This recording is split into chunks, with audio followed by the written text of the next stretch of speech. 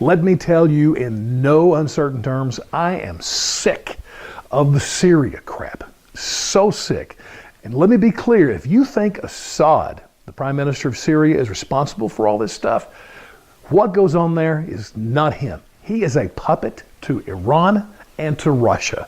No question. So if you're wanting Trump to do some kind of scorched earth attack, then he needs to go after Russia and Iran with it. And I don't think we want to do that. Actually, our record in the Middle East has not been good the last 20 years or so. So here's what I would suggest to Donald Trump.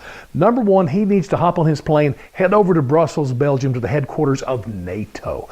By the way, NATO just had their grand opening of their big, fancy, beautiful new headquarters.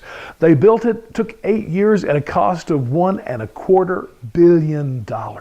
But it's cool because it's state of the art. They have reduced their carbon footprint, and that's what NATO is all about, right? Wrong. Do you realize NATO was started in 1949 for the sole purpose of fighting the Cold War against Russia? NATO stands for Northern Atlantic Treaty Association. And so you've got Europe and Canada and the United States that's on guard for any movement of Russia into Europe. That's why it was established. Syria is a 100% Russia deal. NATO needs to be involved. And you know what? We pay 25% of their budget. Who knows how much more? Trump needs to say to them, get your bureaucratic butts out of those chairs. Get people in Syria today. As many as you can get there. You know what? There's 29 countries that's a part of the NATO alliance. It's kind of funny. One of them I noticed was Iceland. And I'm thinking, there's not many people in Iceland. Actually, the population is a little over 300,000, like Toledo, Ohio. But they do have 3 ships that's loaded with artillery, and they have 4 aircraft. So guess what, Iceland? Send a boat. Syria's got 100 miles of shoreline, the Mediterranean, or send a plane, don't care. Get your butts to Syria. We got to figure out what is going on there. It's no longer going to be our deal.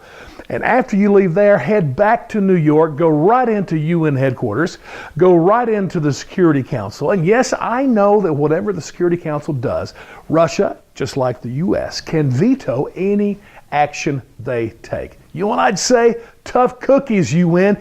Get your blue helmets to Syria now. I mean, we need to cover that country with people throughout the world to stop this crap.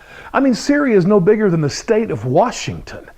We can shut it down, but it needs to be the UN, NATO, all these special, nations all over the world that care so much about people and peace. Get on with it. We're not going to do this. And here's the deal. We already pay for the UN, for NATO, the lion's share of their expenses. But then when we need some military action, they look to us, expect us to do all of it. And then when we do, they blame us. They then criticize us because we didn't do it just right. Or maybe there was collateral damage. All right, listen, when it comes to Syria, let them have it. And I would say to them, UN, listen, if you don't get your blue helmets down there, we're kicking you out of New York. Set up your headquarters in Damascus. Enjoy the sights and sounds there. But no more of this sitting on your butts waiting for us to act. It's time for them to genuinely get in there.